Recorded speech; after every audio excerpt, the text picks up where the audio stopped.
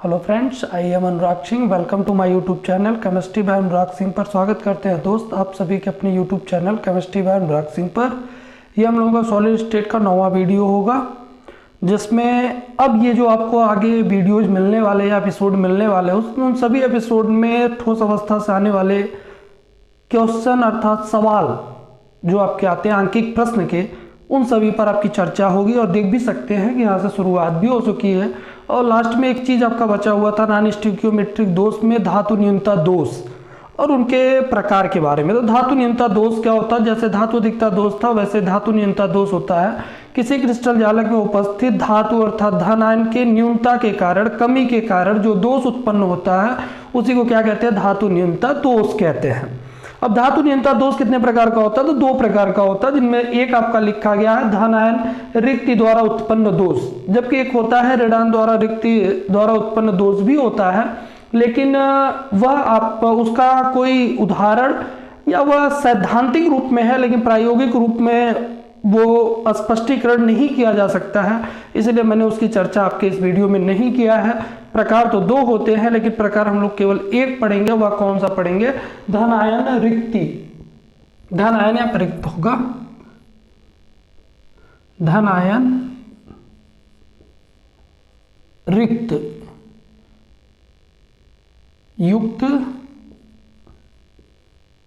धन आयन रिक्त युक्त धातु न्यूनता दोष के बारे में हम लोग यहाँ पे पढ़ेंगे। तो होता क्या है कि किसी क्रिस्टल जालक में धन आयन क्या हो जाए? अनुपस्थित हो जाए। और जब धन आयन अनुपस्थित होगा तो जो क्रिस्टल होगा उसकी उदासीनता घट जाएगी या उदासीनता नहीं रह जाएगी। तो क्रिस्टल की उदासीनता बनी रहे इसलिए उसी क्रिस्टल में उपस्थित पास वाला कोई धन आयन उच्च आवेश को क्या कर ले? ग्रहण कर ले। क्या कहा गया? किसी क्रिस्टल जालक में धन आयन अनुपस्थित हो जाए। अब धन आयन अनुपस्थित होगा तो क्रिस्टल की विद्युत उदासीनता बनी रहे, इसलिए क्रिस्टल में क्या होगा कि कोई पास वाला धन आयन उच्च आवेश को ग्रहण कर लेगा।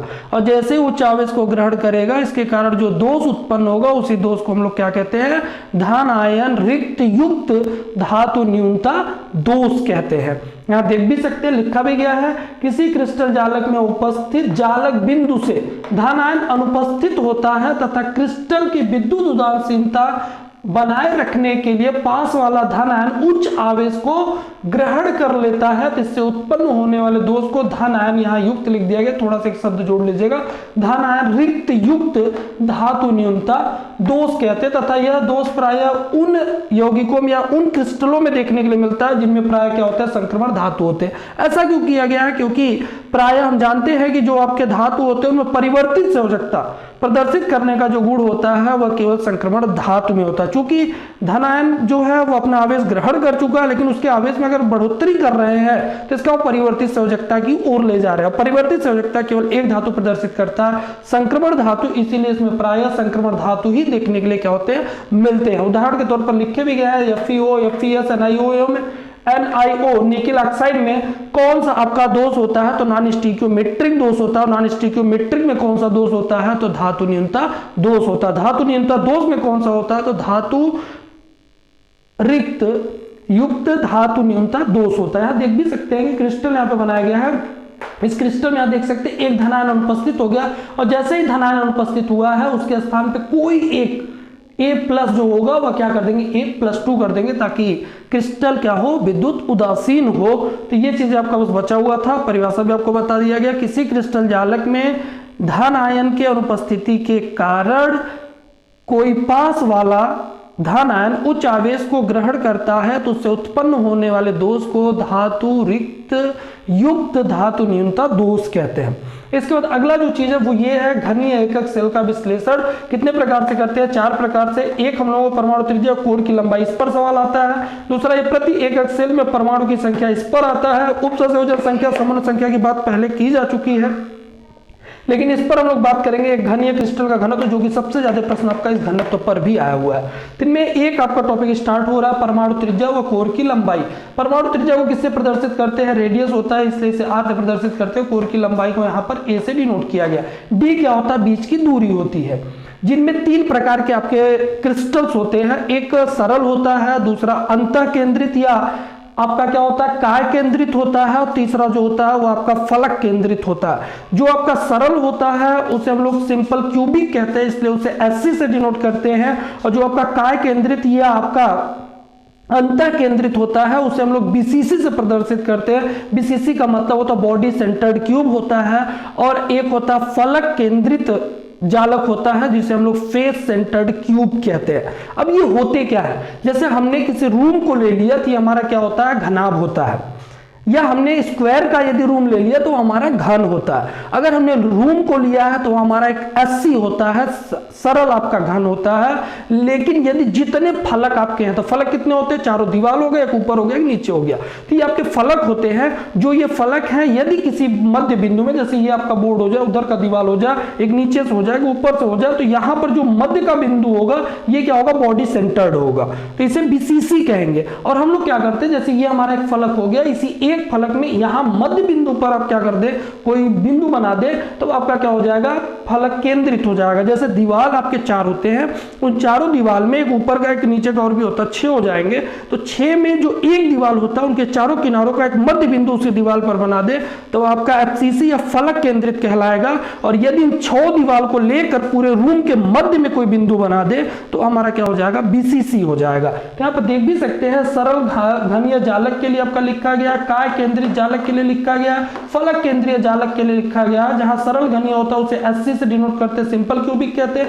काय केंद्रित या अंतर केंद्रित जालक को आप BCC कहते हैं, बॉडी सेंटर्ड क्यूब कहते हैं। और जो आपका फलक केंद्रित घन होता है उसे फेसियल सेंटर्ड क्यूब कहते हैं, जिसे किससे डिनोट करते हैं, FCC से डिनोट करते हैं। इनमें सूत्र होता है आपका क्या, सूत्र होता है R और D को लेके। R बराबर क्या होता है, जब आपका सिंपल क्यूबिक होगा A/2 होता है, और जो D होता है वो D/2 होता है। वैसे आप जानते भी होंगे कि डायामीटर बराबर क्या होता है, 2 गुणे रेडियस, व्यास बराबर 2 गुणे त्रिज्या होता है। तो यहाँ पर व्यास को शब्द बदल के बीच की दूरी बस कर दिया गया है।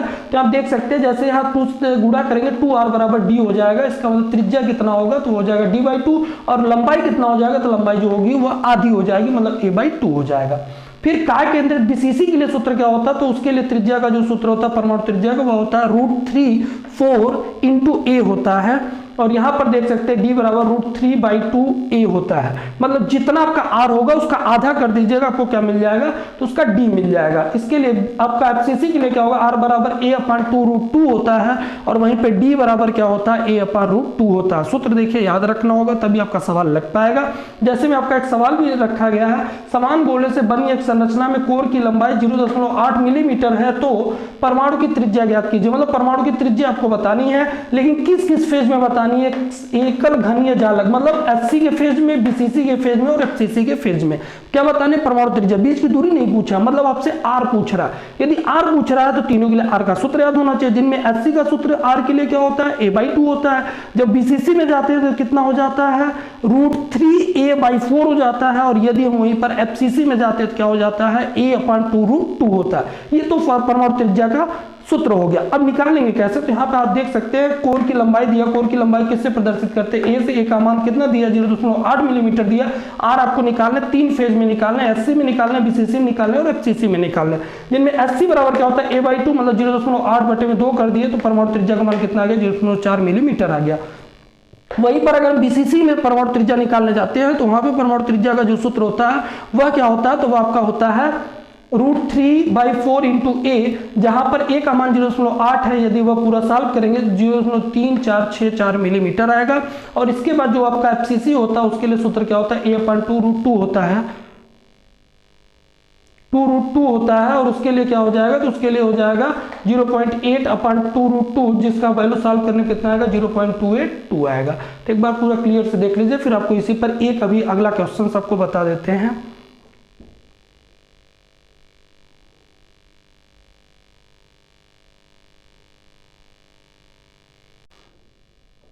अगला प्रश्न आपका है कि यदि गोल्ड का परमाणु त्रिज्या कितना है, 144 पिकोमीटर है, तो फलक केंद्रित एकक सेल में क्रिस्टलीकृत होता है। तो इसके कोर की लंबाई और दो निकटवर्तीय परमाणुओं के बीच की दूरी ज्ञात कीजिए। मतलब यहाँ पे क्रिस्टल किस रूप का है, फलक केंद्रित है, मतलब एफसीसी से पूछ रहा है। और दिया क्या है, परमाणु त्रिज्या आपको दिया है, तो परमाणु त्रिज्या क्या हो गया, आरएफसीसी हो गया। कितना मान दिया, 144 दिया है। कोर की लंबाई किससे प्रदर्शित करते हैं, ए से प्रदर्शित करते हैं, मतलब ए निकालना है। दो निकटवर्तीय परमाणुओं के बीच की दूरी को किससे प्रदर्शित करते हैं, डी से, मतलब डी आपको निकालना है। तो एफसीसी के लिए अभी मैंने आपको सूत्र दिखाया था, तो एफसीसी के लिए सूत्र क्या होता है, a/2√2 होता है। और a/2√2 होता है, चूंकि आपको a चाहिए इसलिए RFCC इंटू क्या हो जाएगा, 2√2 हो जाएगा। और RFCC का मान कितना है, 144 है, गुणे में 2 हो जाएगा। √2 का मान कितना होता है, तो 1.414 होता है, जिसका गुणा करने पर आपको कितना मिलेगा, 407 पिकोमीटर मिलेगा। तो d निकालने के लिए आपने फार्मूला एफसीसी में ही पढ़ा है कि a/2√2 होता है। तो वहां पर a की वैल्यू कितना आया है, 407 आया है, √2 की वैल्यू कितना होता है, 1.414 होता है। इसको सॉल्व करेंगे तो 287.8 पिकोमीटर आएगा, जिसे हम लोग क्या लिख सकते हैं, 288 पिकोमीटर भी लिख सकते हैं। पिकोमीटर का मतलब कितना होता है, 10⁻⁻12 होता है। एक पिकोमीटर बराबर 10⁻⁻12 मीटर होता है। और यहाँ पर क्या हो सकता है, यदि ये ना चाहे तो डायरेक्ट यहाँ से भी निकाल सकते हैं। डी इक्वल टू क्या होता है, 2 × r, क्योंकि व्यास बराबर क्या होता है, 2 गुणे त्रिज्या होती है, और त्रिज्या का मान 144 दिया, तो डायरेक्ट भी आप निकाल सकते हैं, क्या आ जाएगा, 288 पिकोमीटर। तो इस वीडियो में आपको इतना ही। अगले वीडियो में हम लोग मिलेंगे।